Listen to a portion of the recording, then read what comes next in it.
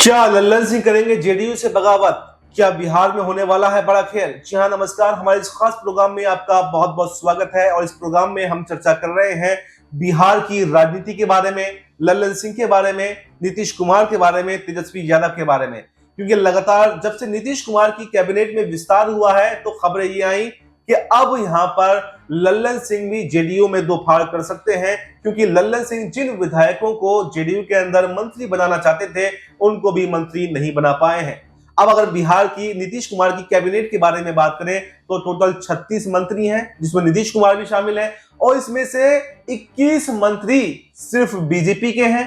13 मंत्री नीतीश कुमार सहित यहां पर जेडीयू से हैं, 2 जीतन राम मांझी के हैं और 1 निर्दलीय है। तो एक जीतन राम मांझी से है, 1 निर्दलीय है, माफ कीजिएगा। और तमाम तरीके से अगर देखा जाए तो यहां पर बीजेपी जो है अब बिहार में बड़े भाई की भूमिका में नजर आ रही है। तो अब सवाल यह बन रहा है कि क्या इस बार के बिहार के चुनाव में कौन बाजी मारने वाला है और नीतीश कुमार आखिर ऐसी क्या वजह है जो बीजेपी के दबाव में आ गए हैं? 21 मंत्री बीजेपी के हैं, 13 मंत्री जेडीयू के हैं, तो नीतीश कुमार क्या बीजेपी के दबाव में आने के बाद में अब आरजेडी का रुख कर सकते हैं? लेकिन सवाल यही है कि अगर आरजेडी में जाते हैं तो फिर लल्लन सिंह क्या जेडीयू में दो फाड़ कर देंगे? क्योंकि निशांत कुमार की एंट्री को लेकर जब से खबरें आई तब से लल्लन सिंह यहां पर नीतीश कुमार से नाराज हैं। तो मनीष, मेरा पहला सवाल आपसे रहेगा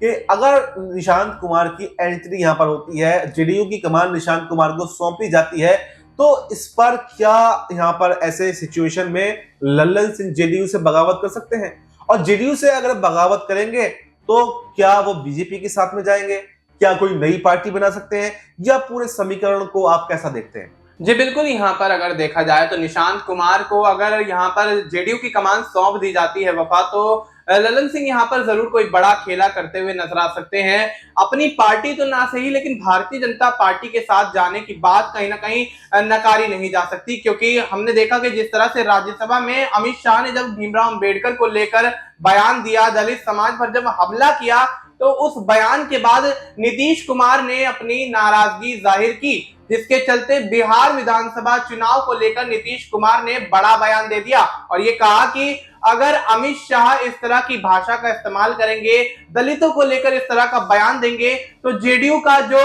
दलित वोट बैंक है वो बिहार विधानसभा चुनाव में कहीं ना कहीं यहाँ पर छिटकता हुआ नजर आ सकता है। और ऐसे में अमित शाह के बयान पर कहीं ना कहीं नीतीश कुमार ने नाराजगी जाहिर की थी, जिसके बाद लल्लन सिंह ने साफ तौर पर अमित शाह के बयान का समर्थन किया था। और अब यहाँ पर जो स्थिति देखी जा रही है, निशांत कुमार को जेडीयू की कमान सौंपने से लेकर सीएम चेहरा बनाए जाने तक की जो अटकलें यहाँ पर निकल कर आ रही हैं, अगर इनमें से कोई भी अटकल यहाँ पर सिद्ध होती हुई नजर आती है, सही होती हुई नजर आती है, तो जेडीयू से कहीं ना कहीं लल्लन सिंह बगावत बड़ी कर सकते हैं और भारतीय जनता पार्टी के साथ बड़ी यहाँ पर कोई जिम्मेदारी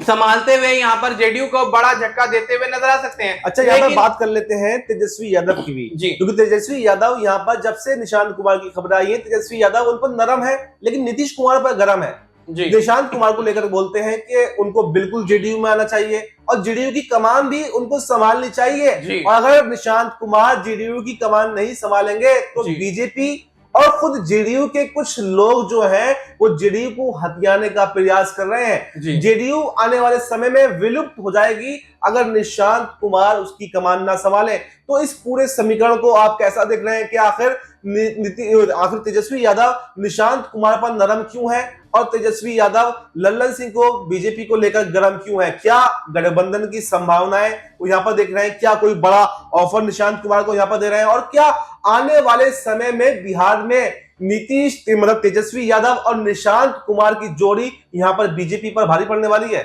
जी बिल्कुल, यहाँ पर देखा जाए तो तेजस्वी यादव के जो बयान यहाँ पर निकलकर सामने आ रहे हैं निशांत कुमार को लेकर, उससे स्थिति साफ है कि निशांत कुमार को लेकर आखिर तेजस्वी इतने नर्म क्यों है। और जब बिहार की बात आती है, बिहार के अर्थव्यवस्था की बात आती है, बिहार के अंदर भ्रष्टाचार की बात आती है, बिहार के तमाम अहम मुद्दों की बात आती है, तो तेजस्वी यादव एक आक्रामक तेवर दिखाते हुए कहीं ना कहीं नीतीश कुमार और एनडीए के तमाम सहयोगी दलों पर हमलावर रहते हैं। तो ये दोहरा चरित्र कहीं ना कहीं जो तेजस्वी यादव दिखाते हुए नजर आ रहे हैं, उसमें कहीं ना कहीं मामला पेचीदा होता हुआ नजर आ रहा है। अब ये समझ से परे है कि नीतीश कुमार की यहाँ इतनी आलोचना क्यों और निशांत कुमार की इतनी तारीफ क्यों। क्या बिहार के अंदर युवाओं को बढ़ावा देने के लिए निशांत कुमार की तारीफ यहाँ पर करते हुए नजर आ रहे हैं? जिस तरह से आपने कहा कि बिहार के अंदर यहाँ पर तेजस्वी यादव और निशांत कुमार की जोड़ी आने वाले समय में हिट हो सकती है, तो बेशक हिट हो सकती है, क्योंकि देखा जाए तो बिहार में युवाओं को यहाँ पर बढ़ावा देने का प्रयास जिस तरह से तेजस्वी यादव लंबे समय से करते हुए नजर आए, खुद भी एक युवा नेता हैं, तो जिस तरह से यहाँ पर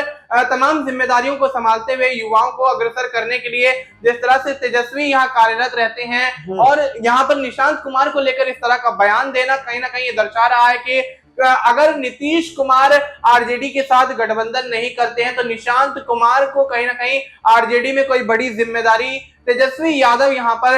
लालू प्रसाद यादव से बातचीत करके दिलवा सकते हैं। और अगर ऐसा होता है तो पिता पुत्र कहीं ना कहीं एक दूसरे के विपक्षी यहाँ पर बनते हुए, विरोधी बनते हुए नजर आएंगे। तो क्या आपको ये लगता है कि जैसे, अच्छा सवाल मेरा ये रहेगा कि निशांत कुमार की एंट्री से आखिर बीजेपी को दिक्कत क्या है? देखिए गिरिराज सिंह है, उनको सफाई देनी पड़ती है इस पर आकर के। तमाम तौर पर ये देखा गया है कि जो बीजेपी है वो निशांत कुमार की एंट्री से खुश नहीं है। तो इसको पूरा आप कैसा देखते हैं कि बीजेपी को इससे दिक्कत क्या है? भाई वो तो आपके सहयोगी दल है, आप किसी को भी लेकर गए, निशांत कुमार को पार्टी में लेकर गए हैं या फिर किसी नए चेहरे को लेकर गए, बल्कि युवाओं को तो मौका देना चाहिए। तो बीजेपी की आपत्ति जो है उसको आप कैसा देखते हैं? जी बिल्कुल, यहाँ पर अगर बिहार के लिहाज से अगर हम देखें तो भारतीय जनता पार्टी ये समझती है कि नीतीश कुमार को उन्होंने चारों तरफ से घेर लिया है और जिस तरह से यहाँ पर सीएम चेहरे को लेकर भारतीय जनता पार्टी पेच फंसा रही है, तो भारतीय जनता पार्टी की ये मंशा है कि कहीं ना कहीं नीतीश कुमार को लेकर जिस तरह से हमने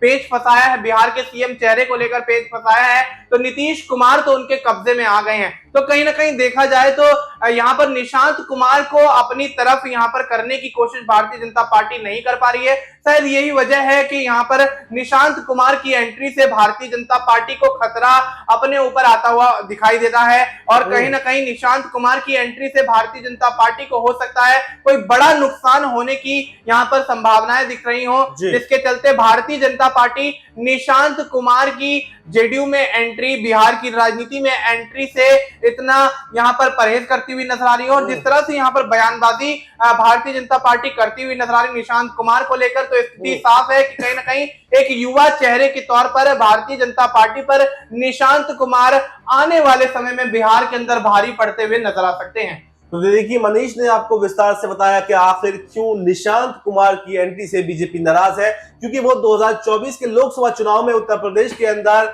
अखिलेश यादव और राहुल गांधी की जोड़ी भी देख चुकी है और वो बिहार के अंदर तेजस्वी और निशांत की जोड़ी से इसीलिए खफा है कि जैसे यूपी के अंदर दो लड़कों ने यहाँ पर बीजेपी को परास्त कर दिया, तो कहीं बिहार के अंदर दो नए लड़के यहाँ पर बीजेपी को परास्त ना कर दें। और ये देखा गया है कि बिहार के अंदर बीजेपी का उतना बड़ा कद नहीं है, यानी जब भी सरकार बनाई है बीजेपी ने तो नीतीश कुमार के साथ गठबंधन करके बनाई है। अपने दम पर आज तक भी बीजेपी बिहार में अपना झंडा गाड़ने में कामयाब नहीं रही है। तो ऐसे में अगर जेडीयू खत्म हो जाएगी तो उसका पूरा का पूरा वोट बैंक कहीं ना कहीं बीजेपी की तरफ शिफ्ट हो सकता है। और जब तक जेडीयू सलामत रहेगी, यानी नीतीश कुमार के बाद में अगर निशांत कुमार जेडीयू को संभाल लेंगे तो किंग मेकर की भूमिका में यहाँ पर जेडीयू ही रहेगी और कहीं ना कहीं बीजेपी की रास्ते में अड़चनें डाल सकती है। तो ऐसे में बीजेपी इनको साइडलाइन कर पूरा का पूरा मामला ही सुलझा देना चाहती है। तो फिलहाल इस खबर में इतना। इस पर आपको क्या कुछ कहना है कमेंट बॉक्स में अपनी राय जरूर दें